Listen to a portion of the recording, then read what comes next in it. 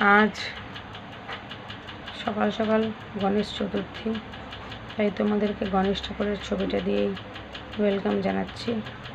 নিজের সাধ্য মতন একটুখানি গণেশজির পূজা করলাম। বাড়িতে ছোটো ছোটো দুটো মূর্তি ছিল, তো আমার ছেলে আবার আসনে বসিয়েছে, তো এই আমি একটু লাড্ডু, ফল আর একটু দুর্বা, পান, লাল ফুল দিয়ে সব ঠাকুরের পুজোই আমি সেরে নিলাম। তো সেটাই তোমাদের সাথে শেয়ার করলাম। আজকের দিনে তুমি গণেশ ঠাকুরকে দুর্বা দিতে পারবে, লাল ফুল দিতে পারবে, হলুদ ফুল দিতে পারবে, আর অবশ্যই মোদক যদি আনতে পারো তাহলে মোদক দিতে পারো।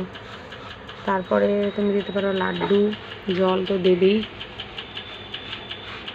পান সুপুরি, আর দুর্বার দিতে পারো। সেই দুর্বা এবং ফুলটা তুমি পার্সে রাখতে পারো, তাহলে শ্রীবৃদ্ধি হয়, ব্যবসার বৃদ্ধি হয়, টাকা পয়সার অসুবিধাটা কম থাকে।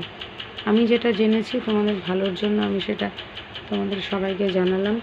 এই দেখো এখানে আমার পুজো করা হয়ে গেছে। রাহুল চলে যাবে বলে রাহুলকে একটুখানি প্রসাদটা দিলাম।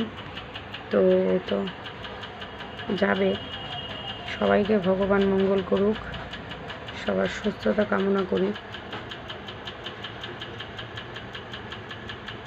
Ganapati Bappa Morya, bye bye. আর আমার এই ভিডিওটা তোমাদের আমি জানি ভালো লাগবে, খারাপ লাগবে না। ভালো লাগলে অবশ্যই ভিডিওতে লাইক, কমেন্ট, শেয়ার এবং সাবস্ক্রাইব করে দিও আমার চ্যানেলটা বন্ধুরা।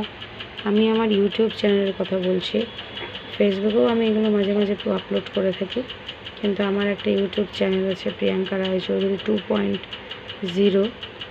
সেই চ্যানেলটার জন্য আমি ভিডিওটা একবারে শ্যুট করছি, তো বারে বারে তো শ্যুট করতে পারি না, সেজন্যই আমি এই কথাটা বলে থাকি। Bye bye.